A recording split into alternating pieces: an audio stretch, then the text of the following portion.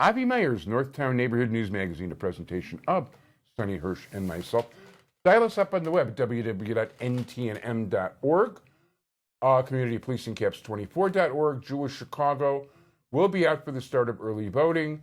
Due to all the Jewish holidays, early deadlines this year, you got to let me know you want in by October 13th, by October 14th. I'm going to close things up, lock myself up, and finish writing and putting everything together. I actually do all the layout and paste up and everything myself. I do have a copy editor, a proofreader, and somebody that helps me deliver, but I wind up doing everything else. So make sure you participate early. We're putting out over 70,000 circulation this year in print, plus untold thousands or whatever on the web. It is a pleasure to introduce you to one of 4 Republican candidates in contested races, a rare and beautiful thing in the judiciary to see competition. In the 12th Sub-Circuit, a Republican, you might have actually seen him on TV a few years ago, because I sure remember the name after all these years, and that is James Leonard Allegretti. How you doing? I'm doing fine, Avi. Thank you very much for having me here today. First of all, thank you, and welcome to the show. And you're a first-timer. Why don't you tell us a little bit about let's start with your education. Okay. I went to Loyola University in Chicago, and I graduated for undergrad, and I graduated from John Marshall going night school in 4 years, and I graduated in February '78, and I've been practicing ever since. On my own. I wasn't in the state's attorney's office. I didn't have any clout, you might say, to get me in there.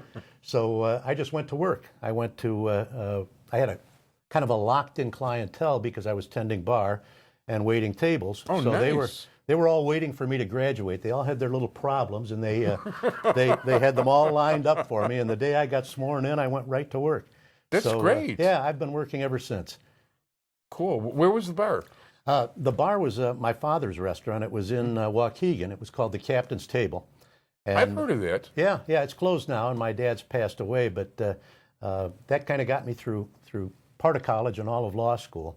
And then at the same time, I was clerking for a lawyer downtown who's now deceased as well, Angelo Mastretta, and I clerked for him through law school, and I was lucky. He took me everywhere. If he went on a deposition, I came along and sat there. If he went to trial, I came along and sat there. And my deal with him was, at that time, I made $3 an hour, but I only charged the $3 an hour when I was actually working. If I was just there to watch, that was on me, and what an education it was. It was... No, you're smart. Yeah, probably the best thing that could have happened to me. So I've been fortunate and very blessed. Yeah, I actually, you know what, the same is true in my field. I actually passed up what could have been a lifelong job at Motorola, which was boring me to tears in their PR department. When I was a sophomore in college, I was writing headline stories for an 80,000 copy national newspaper, and going out of my mind doing it. I left there for a $100 a month job as associate editor of a community paper in Lakeview that had some action and some real stories. Sure, but look at the experience you got from that, That's what it was. And then some of your listeners may remember Operation Greylord back in the early 80s. Prior to Operation Greylord, I was just kind of doing whatever came in the door, and those people who I started out with from the bar. But I was talking to a friend of mine, and I said, now that the miracle workers, and that's what they called the ones who paid off everybody in Operation Greylord, are gone, I said, if a guy wanted to try DUIs and do it well, he could make a good living. And we started. It was Allegretti and Ryan. We were on the radio. Yeah, I we were remember on the TV, commercials. And that's what I did. And so for years, I walked in some courtroom somewhere every day and said, ready for trial. And I went to trial. I tried bench and juries, learned on my feet almost. But if you're going to do that, you have a little bit of an aptitude for it, and I was blessed with that.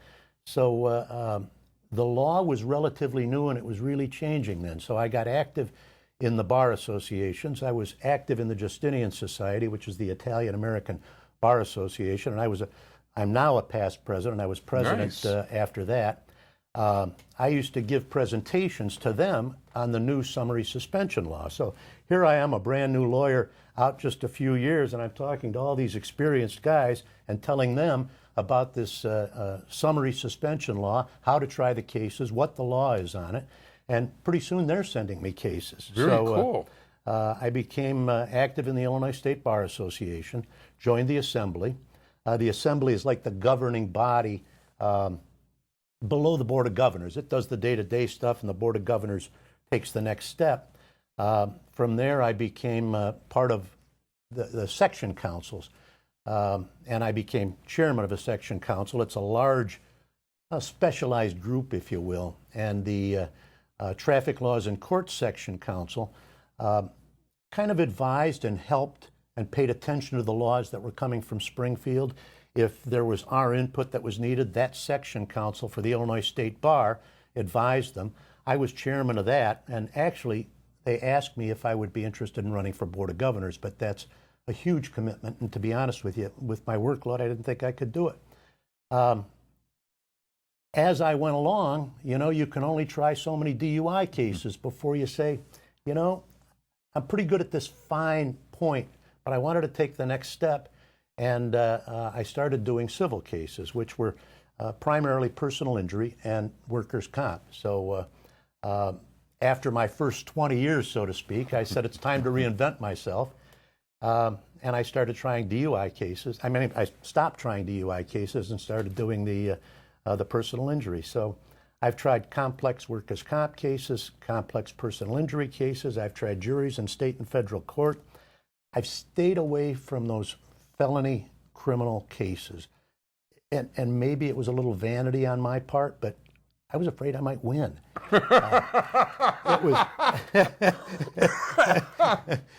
I like that. I was really, and I think am really, very good. But, you commented at another time about some of the people who were in those courts and how you felt about some of the criminals. I believe every one of them absolutely deserves a fair trial. But I was afraid I could make it too fair and I would win with really guilty people. And it would have bothered me to put them on the street. The people I saw were 98% guilty. I hate to say it. And the fact is, plenty of them got off. Mm-hmm.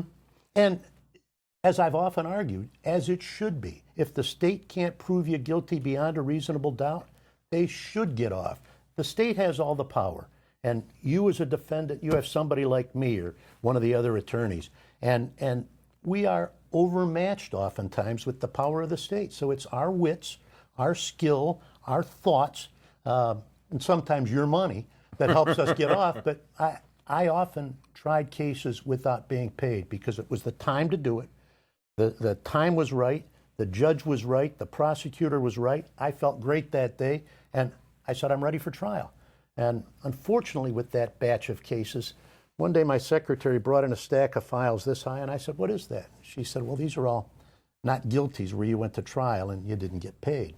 That was another reason I kind of moved my practice gradually into the others. And I have 3 daughters, and they were getting to college age, and it was... well, that's expensive. It is expensive, and as good as I was, people don't always pay.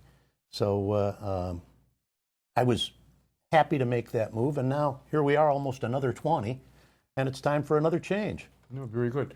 We've got less than a minute going. I'm sure you have a website. I do. It's allegrettiforjudge.com. I am AV rated by Martindale-Hubbell. For those of you that don't know, AV rating means that my peers have said that I have the best legal ability and the best ethics. And you can't buy that. You can't ask for it. You can't get it. You've got to be selected for it. And I am found qualified or recommended by all of the rating groups in this bar associations. And my opponent is found not qualified by the Illinois State Bar Association. And that's really important. So I want them all to pay attention to that when they take it into the voting booth with them. Yeah, we always pay a lot of attention ourselves to the ratings, and I also have a judicial panel that advises me on these things. And we are out of time. It's been a pleasure. We'll get you back before the election. Right. James Leonard Allegretti on the ballot. I want to thank my entire technical crew, Sonny Hirsch. I want to thank all of you for joining me today. Bye-bye.